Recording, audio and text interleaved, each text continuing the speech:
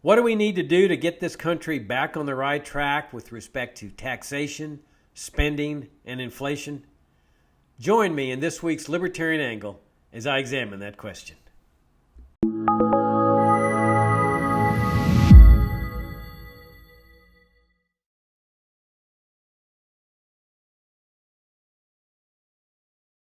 I'm Jacob Hornberger, president of the Future of Freedom Foundation, and this is this week's Libertarian Angle, the show that, as most of you know, brings you the principled, uncompromising case for the libertarian philosophy within the context of the burning issues of the day.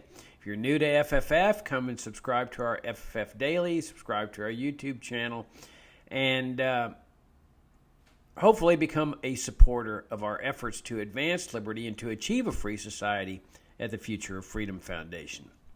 The national debt is now $28 trillion plus. It's about $28.5 trillion.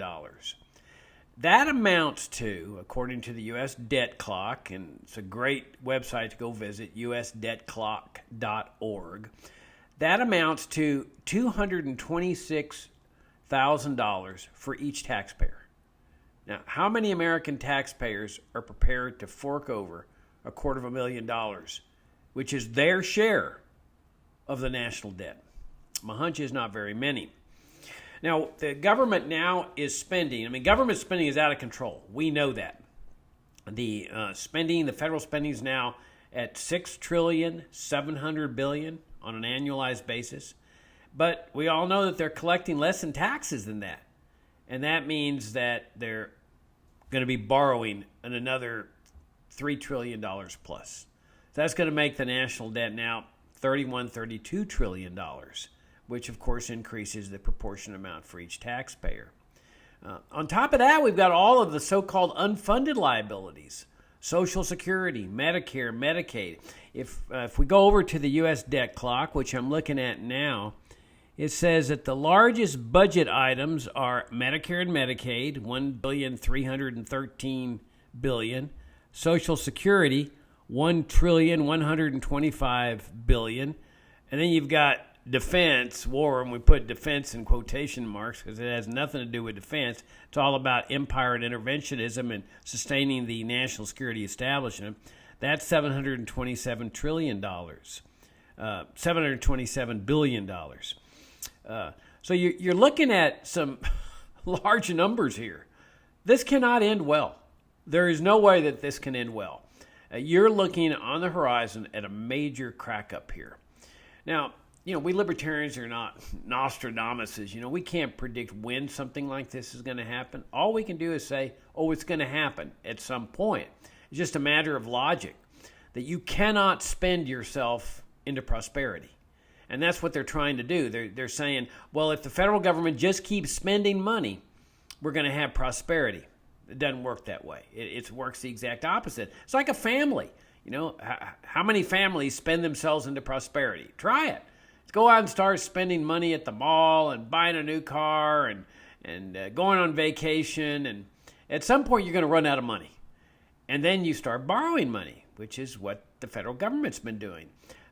You start borrowing money, you get massive credit card debt, and finally, your income from your work is not enough to pay even the interest on the credit card, and that's when the gig's up. And that's when people start filing bankruptcy. Go into any bankruptcy proceeding involving an individual or a family, or you're going to find people who have spent themselves and borrowed themselves into this position. Well, it works the same way with the government. The government spends itself into bankruptcy, and it borrows itself into bankruptcy, and that's how you end up with impoverished nations like Venezuela. It's how you had the big crisis in Greece several years ago, Italy, that the government spends so much money and then borrows the difference because it doesn't want to antagonize people by borrowing money, or by taxing them, and so it goes out and starts borrowing the money, and ultimately the gig is up, and they can't afford to pay all the regular expenditures, the socialist programs, Social Security, Medicare, Medicaid,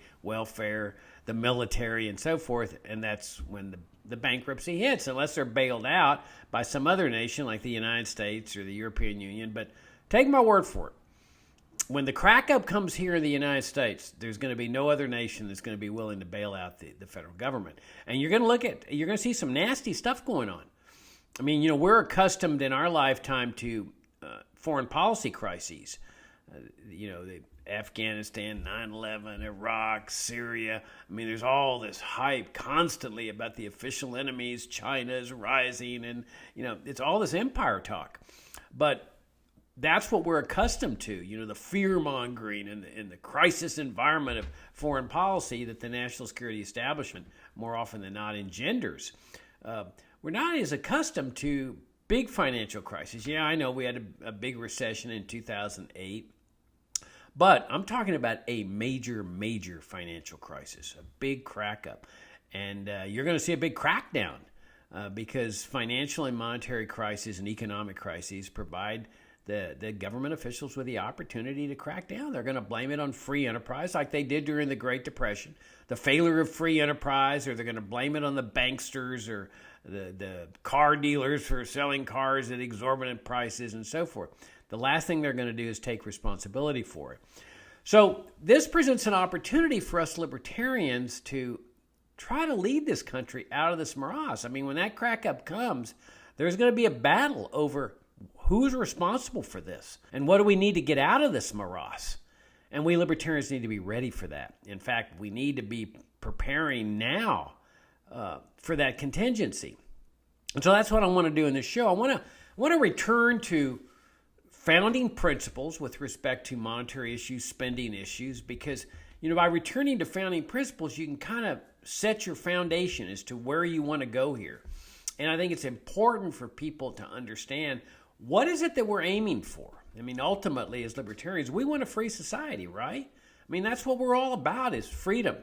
That befuddles non-libertarians because they think they live in a free society. They're convinced of it. So when they hear us libertarians say, well, we're fighting for freedom, they're just befuddled. They say, oh, you libertarians, what are you talking about? We're already free. And they go around to the next meeting and start pledging allegiance. And they just can't figure it out.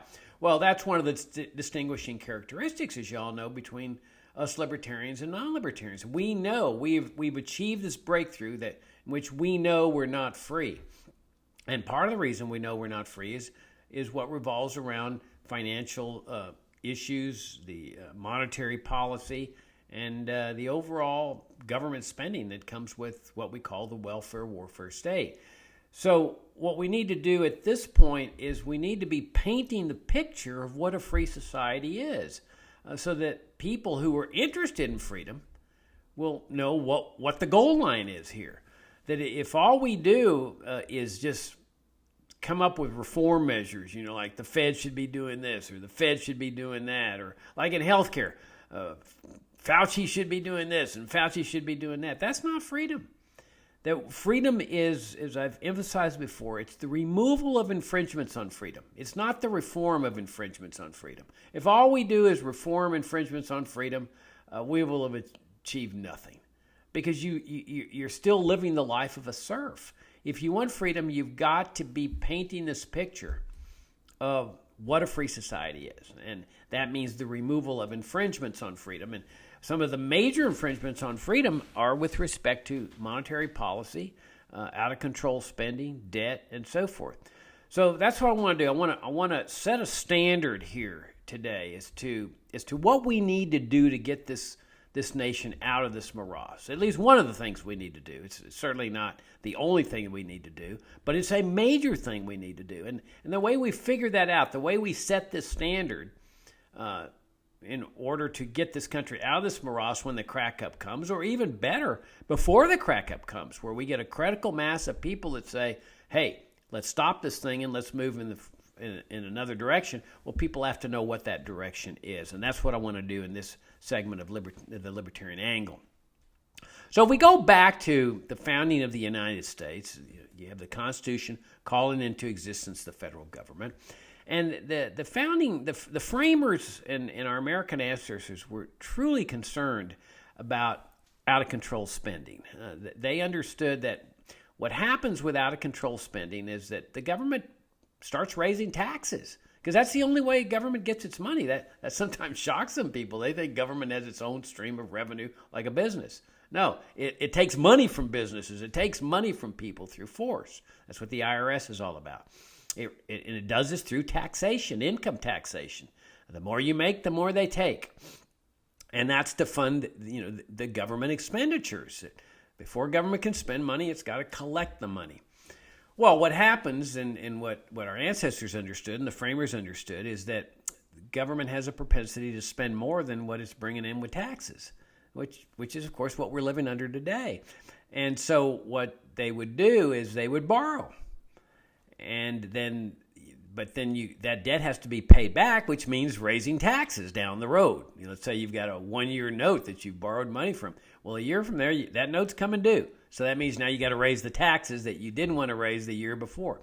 And so what government officials have done historically is, once Gutenberg came up with the printing press, they just made paper money the official money of the realm, and then just start printing money to pay off those debts.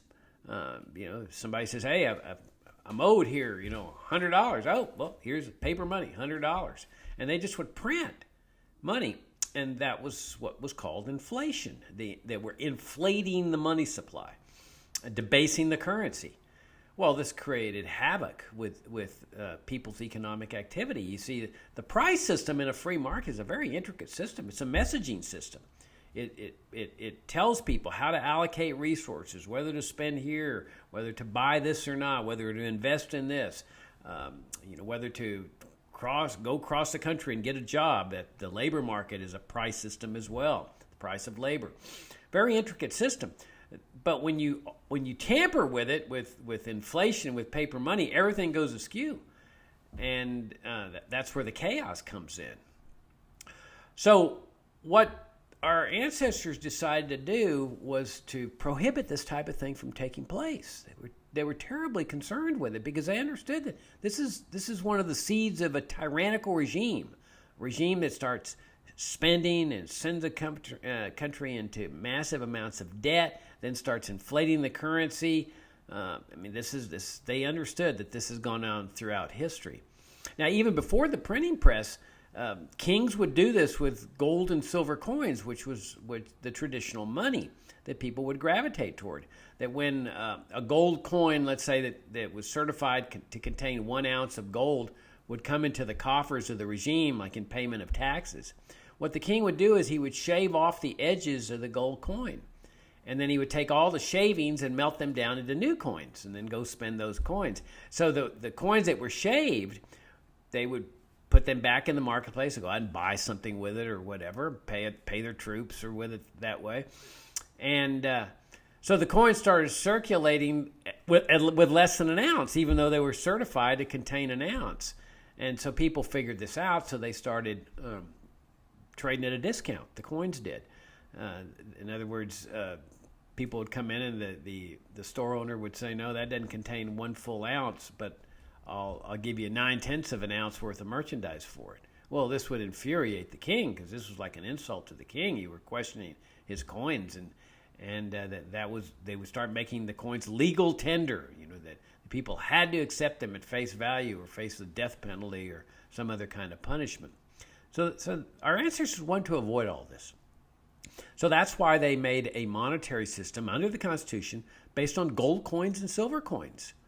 And there's no question that was the system because the Constitution authorized the federal government to coin money. Now remember, this was a government of enumerated powers, not a government of general powers that, with the power to do whatever it thinks necessary in the interest of national security or some nonsense like that. This is a government that was called into existence and whose powers were limited to those few powers that were enumerated. And one of the few powers was the power to coin money. Well, coin money means making coins. It doesn't mean printing money. They didn't want paper money. And you don't coin money out of paper. You coin money out of gold or silver or copper. And so they established a gold coin, silver coin as the official money of the United States.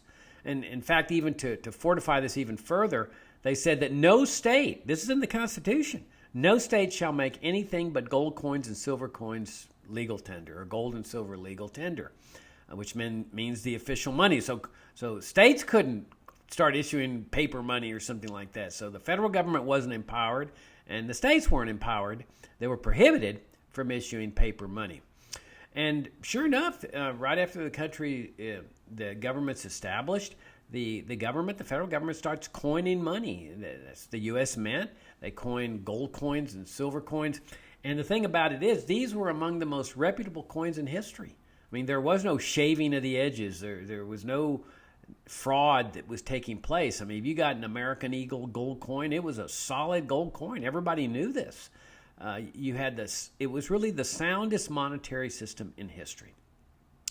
And it was actually a major factor in the tremendous rise in the standard of living of people in the 19th century. I mean, if you take the standard of living of people in 1800 and compare it to people in 1900, the difference is absolutely incredible. And by the late 1800s, it was increasing exponentially.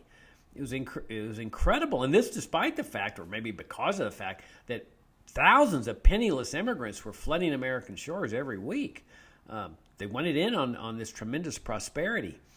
And especially the period from around 1880 to about 1910, tremendously prosperous period. And part of it was because of this sound money system. People weren't worried about inflation.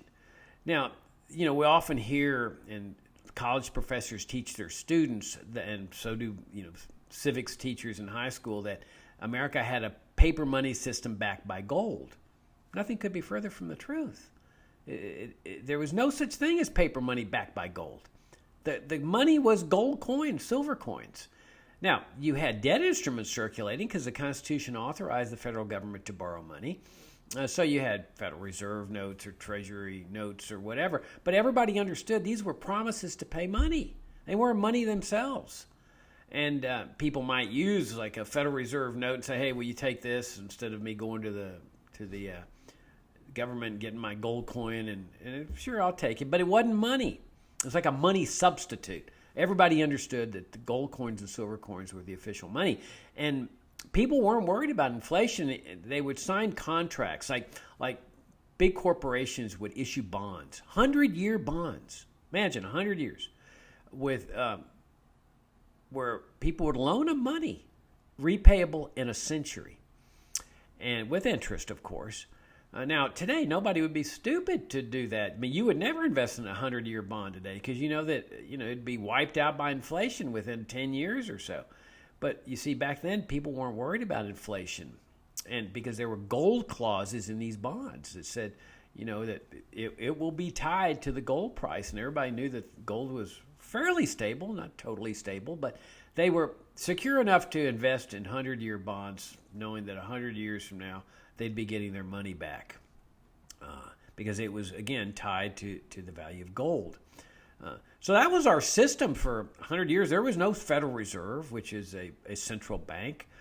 It wasn't the ideal system from a libertarian standpoint. As Friedrich Hayek later pointed out, your ideal system is a free market monetary system where people are deciding for themselves in the marketplace what medium of exchange to use. But it was a second best system where you had this solid gold coin, silver coin standard. And people would use these coins as their money instead of carrying around paper money. Now, the government was constrained on its spending because, obviously it was constrained with taxation, especially because there was no income tax. I mean, imagine. That's another thing, that Americans did not authorize the federal government, the Constitution, to impose an income tax. They wanted to keep everything they earned. And they did. For more than a century, people kept 100% of their earnings, which is another reason those penniless immigrants were flooding into American shores. They wanted in on this. I mean, all over the world, the government taxes income, and here's a government says, no, you make it, you keep it. And so the government didn't have a lot of resources to spend. And if they started to inflate the amount of debt instruments, trying to, pull one over on the American people would start figuring out, hey, there's too many debt instruments here, and there'd be a run. They'd say, we want our gold, because the debt instrument promises to pay gold. So you could go to the government and say, I want gold. And that's what would constrain the government from issuing too many debt instruments, from borrowing too much money. The fear that everybody would show up suddenly and demand their gold. So it was a tremendously prosperous system, precisely because the government could not plunder and loot people. There was also no mandatory charity for more than 100 years. There was no Social Security. There was no Medicare and Medicaid, welfare, farm subsidies, education grants, foreign aid, and all these other socialist programs. Charity was entirely voluntary.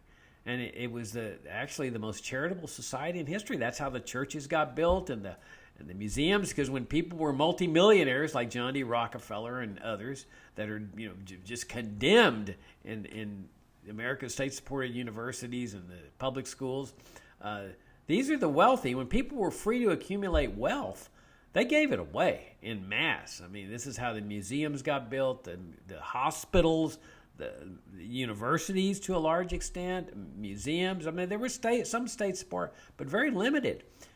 Most of what was being done, the opera houses, was being done voluntarily by people who were accumulating wealth in the marketplace by furnishing goods and services, excuse me, that other people wanted, that they were willing to pay for. Well, then things start to shift. In the early part of the 19th century, even in the late 1800s, there was a move toward the progressive movement, which was a socialist movement. There was this idea that government should take care of people, that should watch over people, that the free market was vicious, the capitalist system was horrible.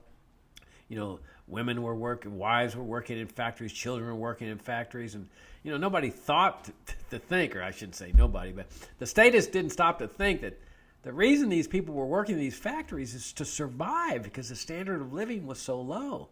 But as the standard of living started rising decade after decade, that's then what freed women to stay at home with the children and so forth.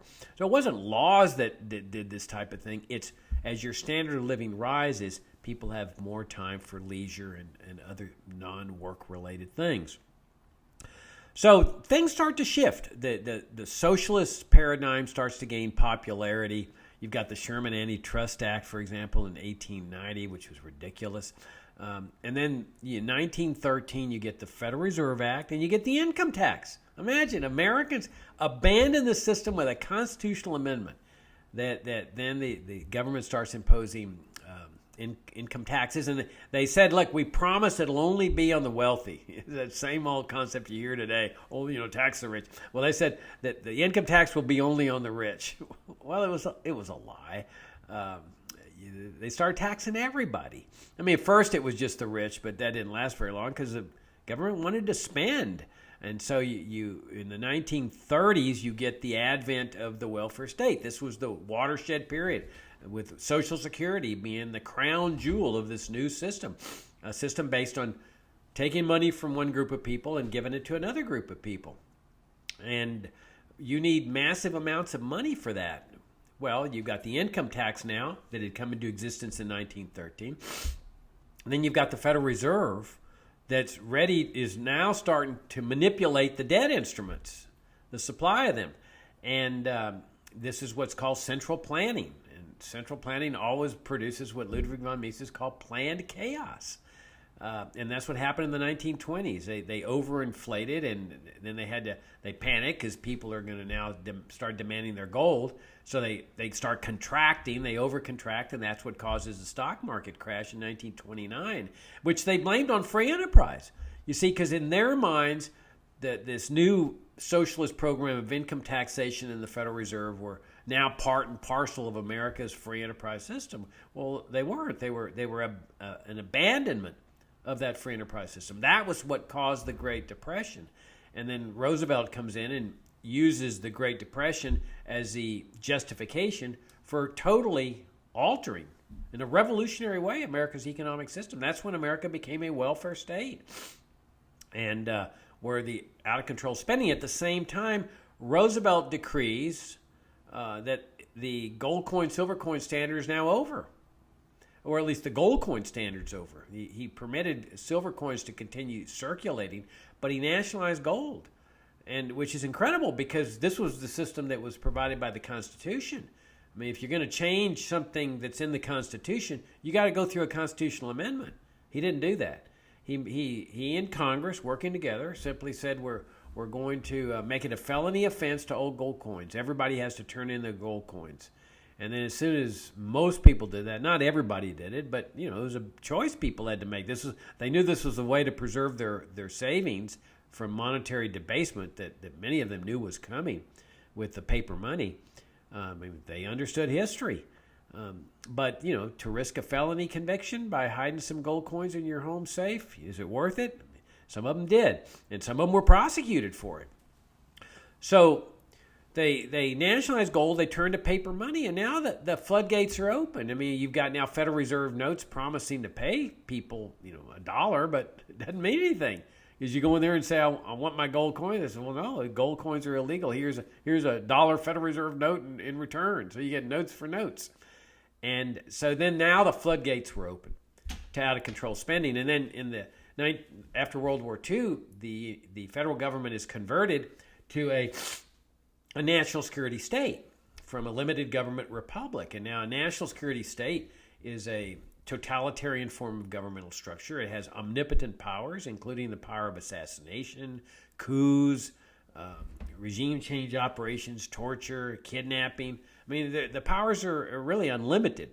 And the idea was, we need these powers because the Soviet Union has them. They said that there was this international communist conspiracy based in Moscow that was going to envelop the United States if we didn't become a national security state. So you've got now massive spending taking place on the military intelligence side, the deep state side of this thing. And the floodgates are open. And so, they tax people to a large extent, but that's still not enough to cover what they're spending. So they go out and borrow, and then they start inflating. And decade after decade, they're just debasing the currency to the point where the silver coins that were still in circulation finally are pushed out. I mean, this was Gresham's law in economics. Bad money forces out good money, because who's going to be stupid enough if you go into a Coke machine and you're going to put in a quarter? Are you going to put in a debased alloyed coin, or are you going to put in a silver quarter that'll buy about 3 of those alloyed coins on the market, in the marketplace? Nobody's going to put the silver coin in. So those silver coins start being hoarded, kept for savings, because you can go out and trade them in for multiple amounts of alloyed coins because of their silver content. Well, this is what they've done. They've debased the currency over a long period of time, and they've terribly hurt. You often hear the left talking about how much they love the poor, needy, and disadvantaged, which is certainly not reflected in their support of immigration controls and this vicious police state on the border, and deporting people who are trying to improve their lives, unlike the way things were for the first 100 years of American history, where penniless immigrants were flooding American shores. But you also had people on fixed incomes that were getting wiped out. You got a widow whose husband has died and he's got a pension from his company, let's say of $100 a month, which is a lot of money, back in 1880 or so.